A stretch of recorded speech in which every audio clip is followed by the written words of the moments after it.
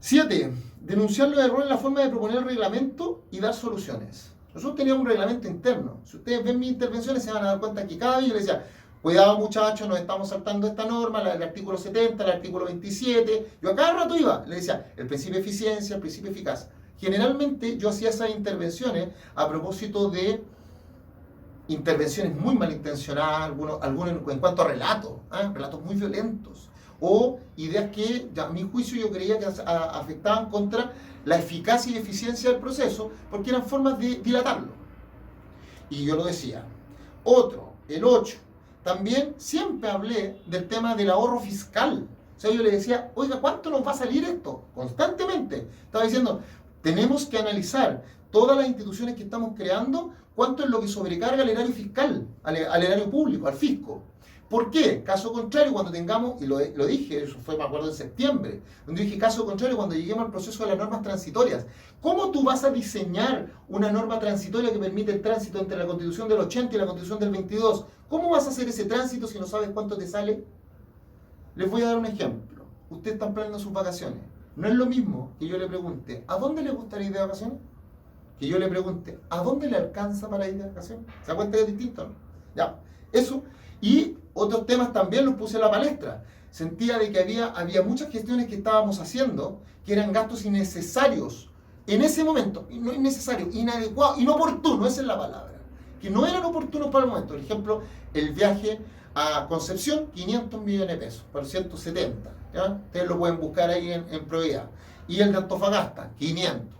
Porque había que mover a toda la convención, había que mover las pantallas, los grupos electrógenos, el sonido, y a las personas, 716 personas trabajaban en la convención, no lo olviden, entre guardias, gente de funcionarios, la Secretaría Ejecutiva, Secretaría Técnica, asesores, etc. O sea, eran muchos más los convencionales, que éramos 155, bueno, o 154, después que se fue Rodrigo. ¿Vale? Entonces yo constantemente estaba poniendo el acento en el ahorro. 9. Clarificar los conceptos. Este es porque el lenguaje construye realidades. Constantemente yo les decía a mis compañeros, oiga, hemos debatido sobre los conceptos. Cuando nosotros hablamos de plurinacionalidad, ¿qué es plurinacionalidad? Porque usted dice lo que dice, yo escucho lo que escucho, pero nos tenemos que hacer cargo de eso. ¿Qué es pluralismo jurídico? ¿Qué es igualdad sustantiva? ¿Qué es enfoque interseccional, enfoque de género? ¿Qué es? Porque al final del día, mire, siempre yo le decía a mis compañeros, cuando usted cree algo de la nada, usted viene con personas que tienen mente abierta, independiente que tengan su corazoncito ideológico, no importa, pero vienen con la hoja en blanco. Esa era la promesa de valor. Y nosotros teníamos que crear algo tomando en cuenta al otro, escucha activa. Yo te escucho, tú me escuchas, nos respetamos como legítimo otro y vamos creciendo. Y en esa gestión del conocimiento vamos sacando un acervo cultural común, ¿cierto? Ya, eso no ocurrió. Lo que aquí ocurrió es que llegaron gente con iniciativas ya que ya estaban escritas, ¡pum! Y lo pusieron encima. Y venían con los conceptos de plurinacionalidad. Y cuando ya estaba adentro el concepto de plurinacionalidad, que nadie había discutido, empezaron los grupos políticos a votar. Pues decían, bueno, si no te gusta, votemos. Porque sabían que eran más, pues yo era solito, no el único independiente. Pero yo igual se los decía, no me quedé nunca callado. Les dije, esto nos va a traer problemas. Y no me equivoqué, porque incluso si ustedes ven, cuando hablan de la plurinacionalidad, nadie tiene claro qué es la plurinacionalidad. De hecho, hay convencionales que dicen que es un concepto en construcción. Imagínense, un concepto en construcción que lo pusimos en la Constitución. Me salió hasta verso. Sigamos. 10. También denuncié, o sea, no es que denuncié, hice el hincapié, el tirón de oreja, al tema ecológico. Nosotros cuando partimos la convención hicimos, ¿se acuerdan las declaraciones? La declaración sobre los presos de la revuelta, que la gente nos dijo, ¿por qué se están metiendo en eso si ustedes tienen que escribir una propuesta de nueva constitución? Pero también hicimos una declaración que decía relación con que el proceso constitucional se llevaba a cabo en un contexto de crisis climática. Ok, dije yo, sí, no estaba de acuerdo, no estoy muy de acuerdo en salirme del protocolo. Digamos, yo tenía que, mi contrato era con la ciudadanía, era para ir a aportar para escribir una propuesta de nueva constitución. No escribir la constitución, escribir una propuesta.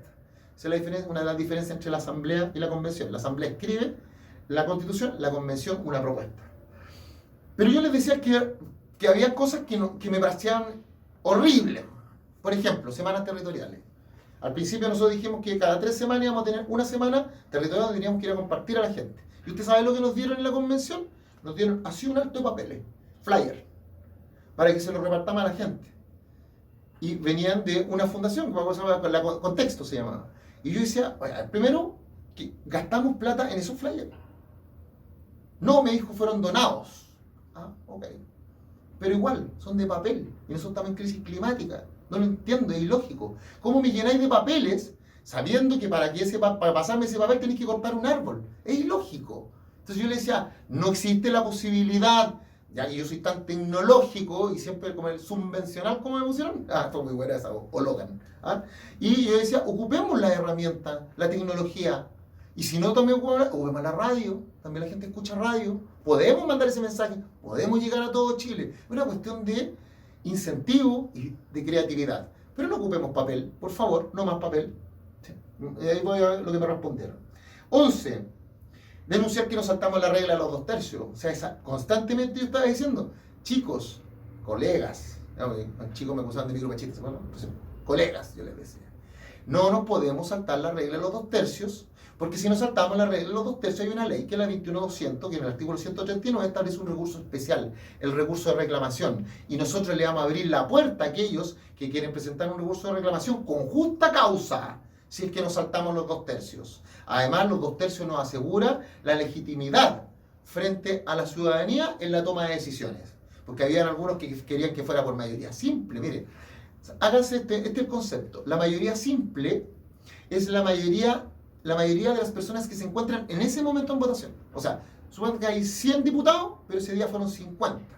De los 50, 25 más 1, o sea, 26, y se toma la determinación. Mayoría simple. Mayoría absoluta son el 50 más 1 de los elegidos. O sea, si hay 100, 50 y 1. Y esa es una diferencia. Y el otro son los quórum.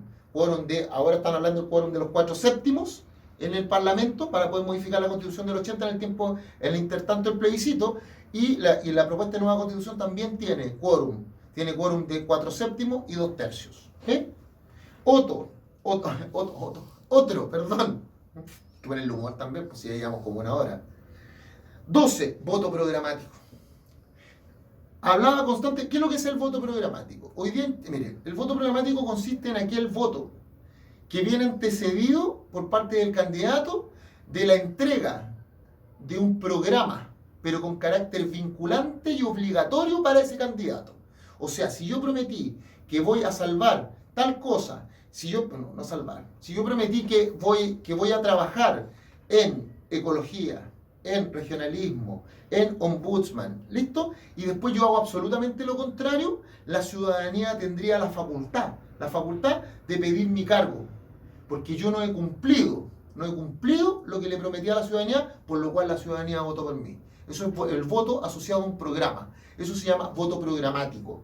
Yo pedí por todos los medios, en el Pleno y en las comisiones, que se estableciera el voto programático porque los políticos tenemos muy mala memoria. Vale, sigamos. También hablé, aquí vamos en el 13, aparte del voto programático, hablé sobre, en este mismo lapso, hablé sobre el rol de los independientes. Hoy día en la Constitución no está el rol de los independientes. O sea, los independientes no existimos. Pero la Constitución de 1980 nos asegura la igualdad en la presentación de las campañas con los partidos políticos. ¿Listo? Ahora, que haya pocos independientes, sí, porque el sistema político se los come. Pero yo quería que en esta nueva Constitución se apreciara el valor de los independientes. Obviamente, yo siendo el único 100% independiente, pues era evidente que iba a hablar de eso y las bondades, pero no les gustó. Pero yo lo dije en el Pleno, porque si hay algo, mire, yo hay dos cosas con las que no nací. Una es plata ni miedo. Entonces, a lo terrenal, tengo miedo a Dios, por supuesto. Pero, con prudencia, pero lo digo igual, no tengo pelo en la lengua porque lo estoy representando a usted, pues esa es la idea. Por eso es la cuenta pública ahora. El 13, levantar el peligro de no cerrar el concepto de plurinacionalidad. También, lo dije muchas veces, más, le dije a mi hermano de los pueblos, y digo hermano, porque son hermanos de la misma nación, de los escaños reservados. Les dije, chiquillos, van a tener un problema. No se están pegando un balazo en el pie y están estirando el elástico. Muchas veces les dije, a razón de estirar el elástico, el proceso constituyente se puede caer. Precisamente por el concepto de plurinacionalidad, porque los chilenos no vamos a entender el tema de esta laxitud de muchas naciones, un nuevo diseño, y vamos a entender que es entrega de soberanía de territorio nacional. Hay que tener cuidado con eso. Cerrémoslo solamente a los pueblos originarios. No hay problema a los pueblos indígenas, solo a los pueblos indígenas. No las dejemos a otras naciones. Y expliqué el por qué. Y algunos me escuchaban, pero yo decía, ay, si queremos realmente proteger a nuestros pueblos indígenas, no permitamos que se haga a otras naciones para que podamos circunscribir. No me pescaron. Pero miren, ¿cuál era mi problema? Yo decía, el problema va a ser, hoy día el problema era de los escaños reservados de los pueblos indígenas. Este tiene tantos nombres, pueblos y naciones preexistentes, las no preexistentes, pueblos y naciones indígenas, no, los pueblos y naciones indígenas, los pueblos preexistentes, los pueblos originarios, los reconoció en la Constitución y los reconoció en la misma ley. Entonces yo les decía que si no lo cerrábamos podíamos tener un problema. Pero siempre les decía a mis hermanos de los escaños reservados, mire, hoy día el problema que ustedes tienen con el Estado de Chile, el día de mañana lo van a tener entre ustedes. Porque van a venir otras naciones que también van a tener la autodeterminación de los pueblos, igual que ustedes, también van a querer tener el reconocimiento de sus propios sistemas de solución de conflictos, el pluralismo jurídico, se les van a meter en sus mismas autonomías territoriales. Y ustedes no van a poder hacer nada, precisamente, y van a tener que convivir, pero convivir no en un grado de fraternidad, sino que en un grado de confrontación con otra nación que cree que tiene tus mismos derechos, precisamente porque lo dejaste abierto a la plurinacionalidad. Eso es muy peligroso. Y expliqué el por qué. 14. Levantar el tema sobre cómo la forma en que la ciudadanía podía reclamar por la vulneración de los derechos contenidos en tratados internacionales. Esta me parece gravitante. Yo hay cosas que creo que ustedes no logran aquilatar, o hagámoslo juntos. La ley 21.200, que es la que propone, la que promueve, facilita el proceso constitucional chileno, establece que tiene límites. El proceso constitucional, la convención, en su actual tenía límites. No podíamos hacer todo. O sea, no podíamos pasar por encima del carácter democrático de nuestro sistema de gobierno, el carácter de república de nuestro Estado. O sea, no podíamos decir que queríamos un sistema oligarca, que queríamos un sistema monárquico, que la democracia no era el sistema de gobierno, sino que íbamos a tener una oligarquía. No, eso no se puede. Tenemos que respetar el carácter demo, pueblo, kratos, autoridad. O sea, el poder del pueblo. Eso, ¿cierto? También el carácter de res pública. O sea, la res pública es la forma del Estado en que la palabra res significa cosa, los romanos en latín. La res es de todos, es pública. A diferencia de las monarquías, donde hay cosas que son del monarca y cosas que son de la ciudadanía. O cosas que son del Estado. Por eso puede decir que los romanos tenían dos chanchitos de plata. Uno que se llama el fiscum y otro se llama el erarium. Uno era del emperador y otro era el pueblo romano. Bueno, hay que respetar el carácter democrático del sistema de gobierno, el carácter de la república, de la forma del Estado, perdón, no la forma del Estado, del Estado. Además, teníamos que respetar las sentencias firmes y ejecutoriadas que establecían, dice, sentencias firmes y ejecutoriadas, que establecieran derechos permanentes a favor de alguna persona, ¿correcto? Eso se lo agrego yo, lo que dice la ley 21.200, artículo 135, inciso cuarto, habla de sentencias firmes ejecutoriadas. Las sentencias firmes ejecutoriadas son aquellas sobre las cuales no recae recurso alguno, o sea, están firmes, o teniendo algún recurso en contra de ese recurso ya fue resuelto. Es decir, ahí no hay más decisión, no se puede rever, eso es una sentencia.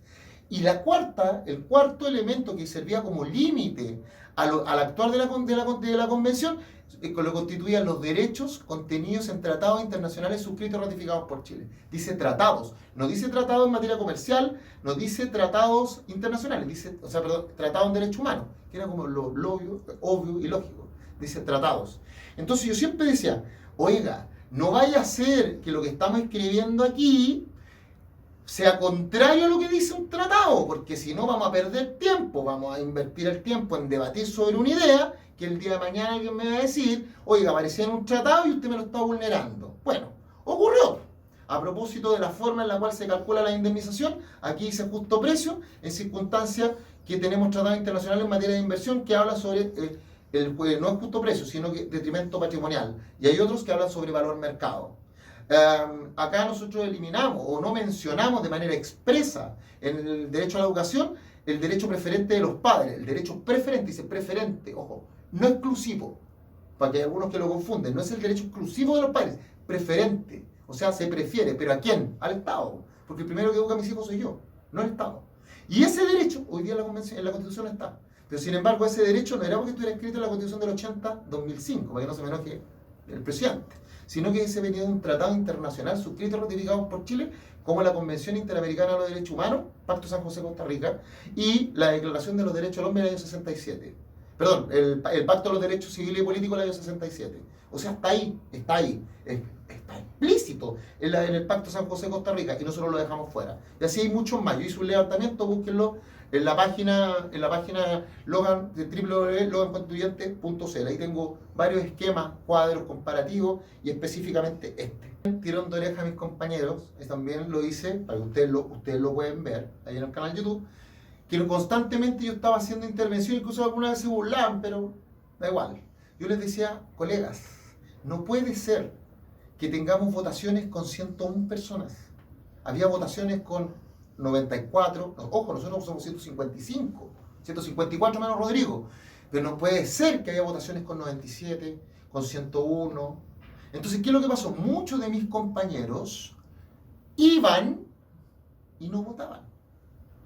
Yo después entendí por qué, se los puedo explicar en otro video, pero ese es un tema, es un muñequeo político, que se hace una mala práctica. Es una mala práctica de que cuando yo no quiero quedar mal con nadie, no voto, digo que voy al baño, y estoy 40 minutos en el baño, ni que tuviera problema, 40 minutos y no voto. O salgo a fumarme un cafecito, o sea, para fumar cigarrito, un cafecito ahí en la escalera y no voto. Y la pregunta es ¿por qué no voto? Porque así no aparezco apoyando a alguien o rechazando algo. ¿Ya? Pero el voto, el no votar, chiquillos, para que ustedes sepan, apoya siempre el rechazo. Apoya al voto en contra que ustedes ven. Por eso, para que lo sepan, los que van a votar blanco y nulo, el rechazo, al fin del día. ¿Vale? Entonces yo les tiraba la oreja y les decía, colega, ustedes les pagan, nos pagan por hacer la pega, o sea, por venir, estar, intervenir, estudiar, opinar, debatir y votar, en ese orden. Si usted no hace una de esas, devuelva la plata mejor. No le están pagando plata además en la dieta. Yo entiendo, o sea, que usted no venga, ya no es bueno, a menos que sea justificado. Pero que usted viniendo, o sea, yo encuentro más grave el que viene y no vota que el que no viene. Porque el que no viene es fácil pillarlo, no vino. Y ahí da la explicación de por qué. Pero al que vino y no vota es difícil pillarlo.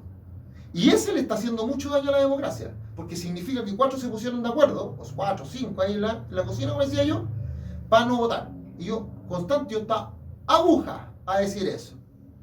Y 17, es un tema que lo hice presente y eso fue una de las grandes cosas que me tienen muy orgulloso, muy orgulloso.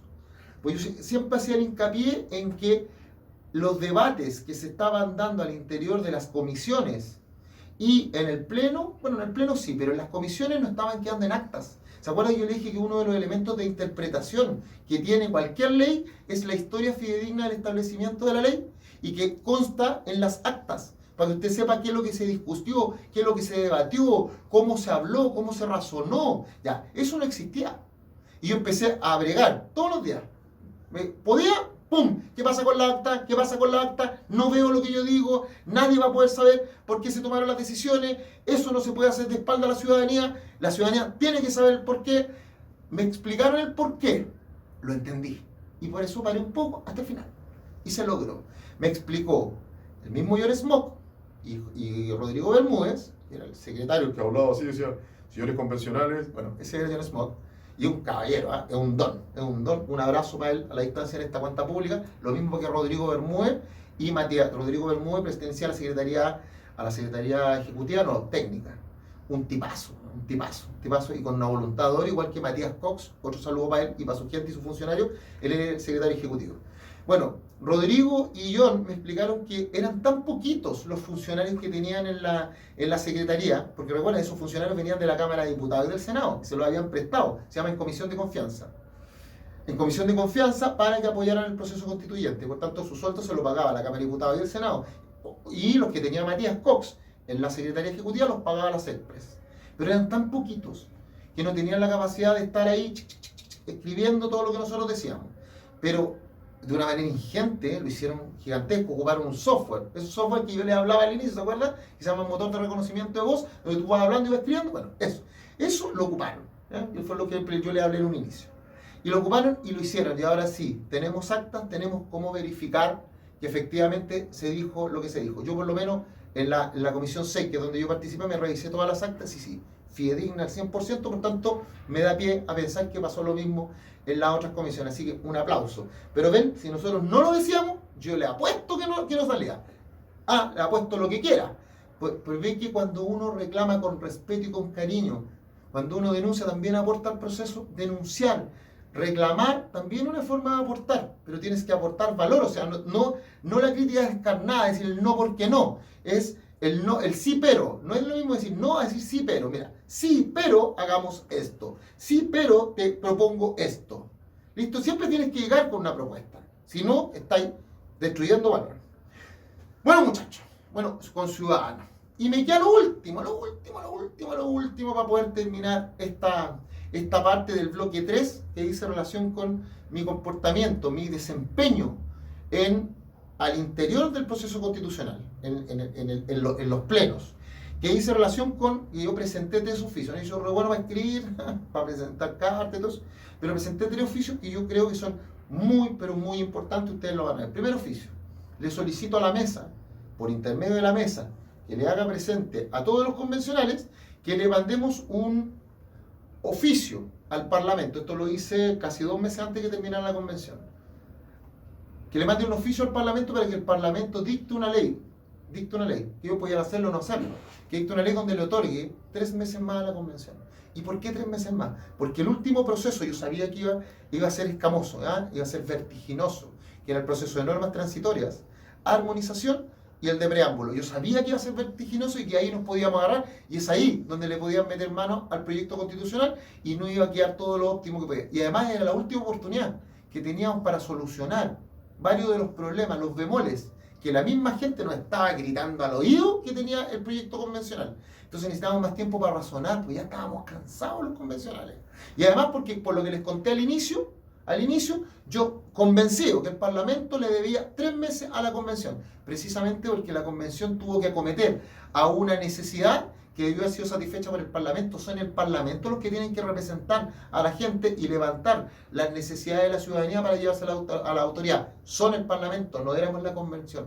Pero cuando nosotros le abrimos la puerta a la gente que se había sentido no escuchada durante 30 años, lo primero que hizo fue venir para acá. De Arica hasta Magallanes, desde la señora Juanita hasta las empresas, todos querían hablar. Y nosotros, ¿qué es lo que hicimos? Los escuchamos. Escuchamos a las universidades, a los centros de estudio, nacionales e internacionales, a los sindicatos, a dueñas de casa, relatos estremecedores de personas que habían sido violentadas en el régimen militar. Personas, familiares de detenidos desaparecidos, torturados, imagínense escuchar todo eso. Gente animalista, gente que nos explicaba por qué eran animales sintientes. Todo eso, nos demoramos 2,5 meses en hacerlo. El Parlamento nos debía esos 3 meses. ¿Qué me dijo la mesa? Nones.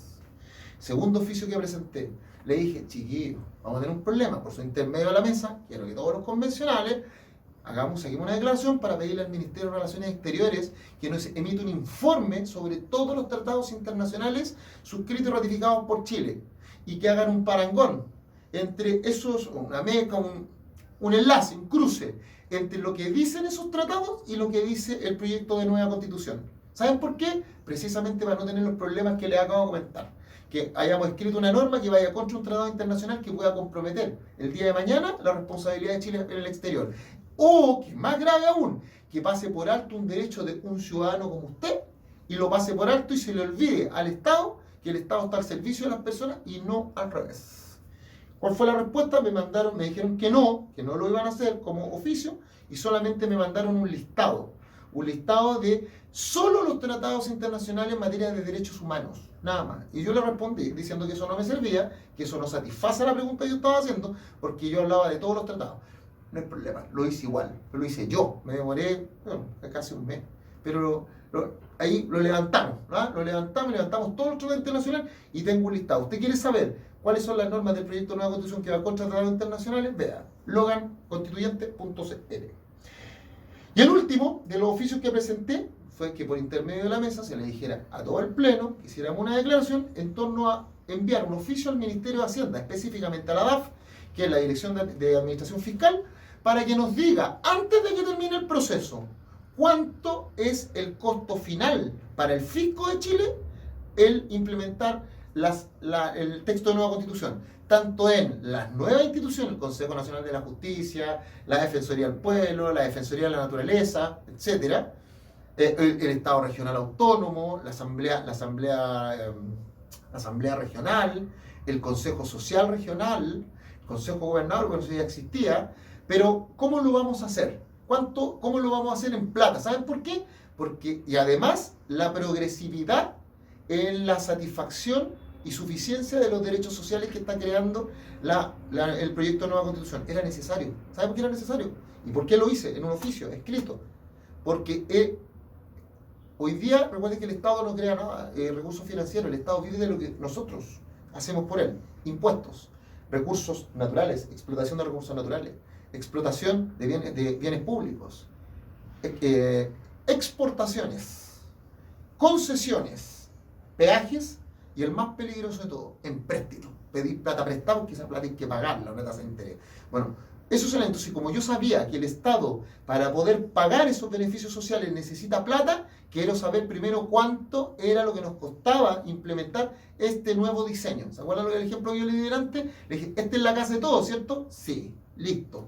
¿Dónde quiere vivir usted? ¿Dónde quiere la casa suya, la casa nueva? Eso no es lo mismo a decir, ¿a dónde le alcanza usted para poner su casa nueva? ¿Se dan cuenta, no? No es lo mismo. ¿Dónde le gustaría? ¿A dónde le alcanza? Y yo quería tener claro eso y por eso lo pedí. Bueno, ciudadano y ciudadana, me gusta la palabra, es tan linda, es tan equitativa. Con esto les he mostrado cuál fue la labor de Rodrigo Logan, mía, como constituyente al interior. Se me escapan muchas más cosas, porque querían que este video durara 7 horas, porque yo les podría contar, por ejemplo, cuántas reuniones de lobby yo tuve, con quién hablé, fueron muchas en todo caso, fue información pública, pero les podría contar cómo recibía la información, cuántas veces fui a las municipalidades, cuántas estuve en la calle, cuántas estuve con diversas personas de organismos de la sociedad civil, cómo logré trabajar sin asignaciones extras, porque hay muchos que me preguntaron. Yo me pagaba el internet mío, mi estacionamiento, mi benzina, mi teléfono, todo me lo pagaba yo, no con plata del Estado. ¿Ya? Y cómo se logra a través de la imaginación, a través de la invención también, de ser un poco soñador, imaginador, asesorarse bien con amigos y amigas. ¿Cómo lo puede hacer para hacer un buen trabajo? Recuerde, el trabajar no es lo mismo que estar, para que sepan. Ser eficaz es llegar a tiempo. Ser eficiente es llegar al mínimo costo y de la mejor manera. Cuando usted está trabajando en algo, no porque usted esté 8 horas sentado en una silla, usted está produciendo. No confunda trabajar con producir. Son dos cosas distintas. ¿Ya? ¿Y por qué se lo digo? Porque acá este trabajo es un trabajo en mancomunión con las personas a las cuales yo represento. Fue un trabajo conjunto. Por eso que yo siempre protegí el proceso, pero también entendí que el proceso tiene, como salía, apruebo o rechazo. Yo no me pierdo en esa. Pero en el proceso, aquí está. Esto fue lo que yo hice y esto era parte. Yo estaba imbricado, estaba relacionado, estaba conectado con un proceso. Por tanto, si ustedes vieron que yo hice todo esto, ustedes lo pueden ver ahí en las pantallas. Ustedes lo van a ver. Eso significa que el proceso también lo hizo. ¿Ya? Y por eso merece respeto. ¿Ya? Merece respeto. Respeto para ustedes. No para mí solamente. No para la convención. Es un respeto y un amor propio. Porque un proceso como el que acabamos de vivir, no lo habíamos tenido en 222 años de vida republicana. Nunca de 1810 a la fecha nosotros habíamos tenido la posibilidad de discutir y debatir cuál es el Chile que merecemos, el Chile que queremos, el Chile que nos imaginamos.